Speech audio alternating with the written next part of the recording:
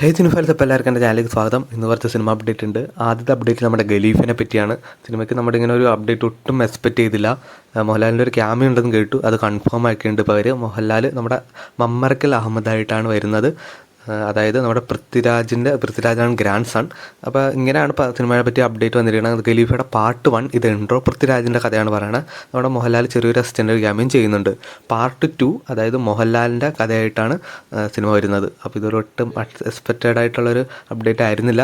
അപ്പോൾ എന്തായാലും നമുക്ക് ബാക്കി അപ്ഡേറ്റിന് വേണ്ടി വെയിറ്റ് ചെയ്യാം. ഇനിയും സിനിമയുടെ ഷൂട്ടിംഗ് കിടക്കുന്നുണ്ട്. അപ്പോൾ ഓണത്തിനാണ് സിനിമ റിലീസ് ചെയ്യുന്നത്. അടുത്ത അപ്ഡേറ്റ് ഞാൻ ഇന്നലെ പറഞ്ഞിട്ടുണ്ടായിരുന്നു, നമ്മുടെ സന്ദീപ് പ്രദീപിൻ്റെ ഒരു സിനിമയുടെ അപ്ഡേറ്റ്. സിനിമയുടെ പേര് അങ്ങനെ വന്നിട്ടുണ്ട്, കോസ്മിക് സാംസൺ എന്നാണ്. സിനിമ ഡയറക്റ്റ് ചെയ്യുന്നത് നമ്മുടെ അഭിജിത്ത് ജോസഫാണ്. അപ്പോൾ നമ്മുടെ വീക്കെൻഡ് ബ്ലോക്ക്ബസ്റ്റേഴ്സാണ് സിനിമ പ്രസൻറ്റ് ചെയ്യണത്, പിന്നെ പ്രൊഡ്യൂസ് ചെയ്യണത്. അപ്പോൾ എന്തായാലും നല്ല ക്വാളിറ്റി ഉള്ള സിനിമ തന്നെ ആവട്ടെ. മഞ്ഞുമൽ ബോയ്സിന് ശേഷം നമ്മുടെ ചിദംബരം ഡയറക്റ്റ് ചെയ്യുന്ന അടുത്ത സിനിമയാണ് ബാലൻ ദ ബോയ്. സിനിമയുടെ അപ്ഡേറ്റ് വന്നിട്ട് സിനിമ അങ്ങനെ പാക്കപ്പ് ആയിരിക്കുകയാണ്. നമ്മുടെ DOP ഷൈജു ഖാലിദാണ്. അപ്പോൾ എന്തായാലും ക്യാമറ വർക്ക്സും പിന്നെ ഡയറക്ടറിനെ പറ്റിയൊന്നും പറയേണ്ട കാര്യമില്ല. അപ്പോൾ സിനിമയുടെ മറ്റ് അപ്ഡേറ്റിന് വേണ്ടി നമുക്ക് വെയിറ്റ് ചെയ്യാം.